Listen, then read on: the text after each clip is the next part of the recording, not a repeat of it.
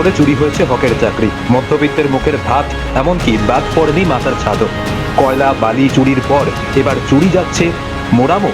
খবর পেয়ে পাচার রুখলেন পঞ্চায়েতের সদস্য। অভিযোগ, চাষের জন্য যে সরকারি সেচ নালা ব্যবহার করা হয় সেখান থেকে মাটি কাটা হচ্ছিল। তারপর সেই মোরাম রাতের অন্ধকারে ট্রাক্টরে করে পাচার করা হচ্ছিল। গোপন সূত্রে গোটা বিষয়টি জানতে পারেন কাঁকসার বিদবিহার গ্রাম পঞ্চায়েতের সদস্য স্বপন সূত্রধর। মোরাম ভর্তি ট্রাক্টরগুলি আটকে দেন তিনি।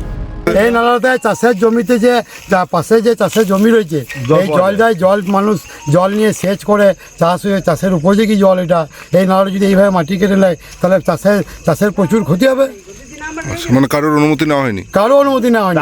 এবং আমাদের সুরানের মাঠে যে রাস্তা করেছে সেটাও অনুমতি নেওয়া হয়নি। আর যদি বা কাটতে হয় দিনের আলোতে কেন কাটলো না, রাতে কেন কাটলো, এটাই আমার বলা।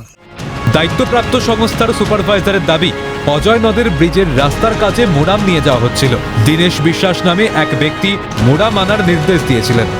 দাদা আমরা বলতে পারবো না, আমাদেরকে ডেকেছে, আমাদেরকে বলেছে। কে ডেকেছিল আপনাকে? দীনেশ ডেকেছে। দীনেশের সে কোথায় গেল?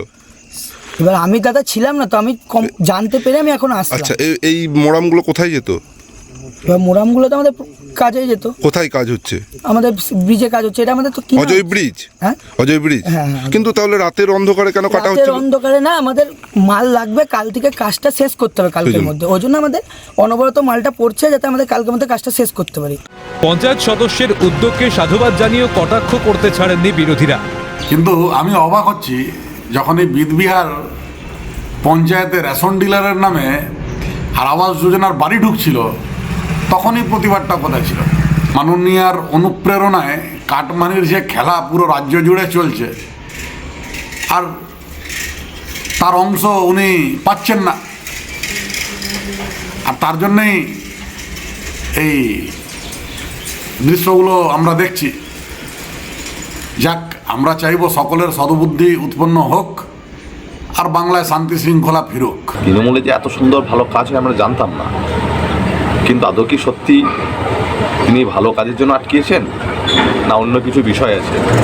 বুঝতে পারছেন তো, এটা তৃণমূলেরই বিষয়। তাও হতে পারে আমাদের সন্দেহ দেখা দিচ্ছে, হয়তো ভাগবাটরার কোনো বখরার কোনো প্রবলেম ছিল, এটাও হতে পারে। কারণ হয়তো তিনি তার সঠিক বখরা পাননি, বা তিনি তোলা তুলতে ঠিকমতো পারেননি বলে তিনি রাতের অন্ধকারে যখন মোরাম চুরি হচ্ছিল তখন তিনি বাধা দিতে গেলেন।